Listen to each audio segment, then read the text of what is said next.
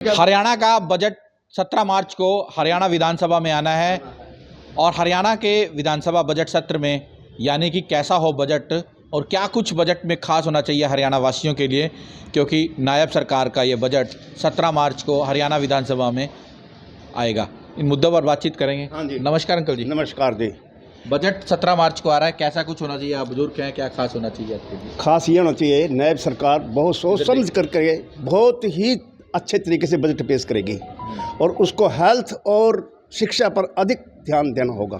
Budget में ज़्यादा प्रावधान शिक्षा और हेल्थ के ऊपर करना चाहिए। दूसरा, जो रेडी वाले हैं या गरीब लोग हैं उनके लिए विशेष बजट होना चाहिए और कर्जा उनको बिना ब्याज के मिलना चाहिए, जो गरीब तबके के ये आदमी हैं। बजट में ये खास ध्यान रखने योग्य बात है।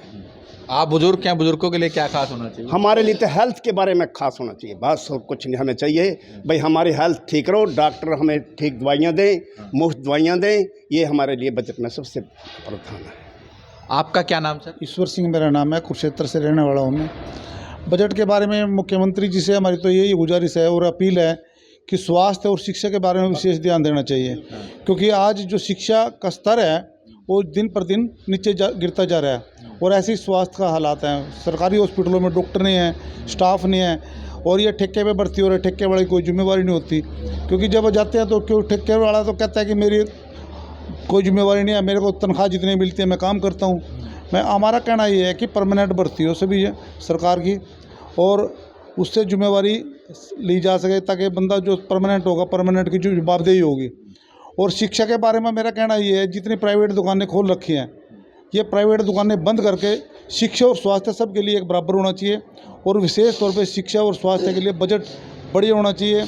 अगर हमारे देश में शिक्षा बड़ी होगी तो रोज़गार के लिए हमारे बच्चे बढ़िया कंपटीशन में आएंगे।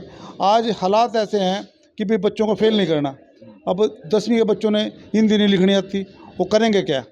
तो हमारा मानना ये है कि एक तो महंगाई की जो मार्ग हर एक आदमी पे, हर एक तबके पे पड़ी हुई है, उस महंगाई को कम किया जाए। हमारी मुख्यमंत्री जी से अपील है कि जो गांव में मजदूर लोग हैं, गांव में जो छोटे तबके के जो लोग हैं, इनका विशेष ध्यान रखना चाहिए और महंगाई पे काबू लगाना चाहिए, महंगाई कम होनी चाहिए।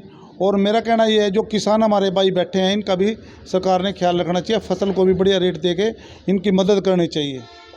तो कहीं ना कहीं महंगाई पर अंकुश लगाया जाए। महंगाई दिन प्रतिदिन बढ़ती जा रही है।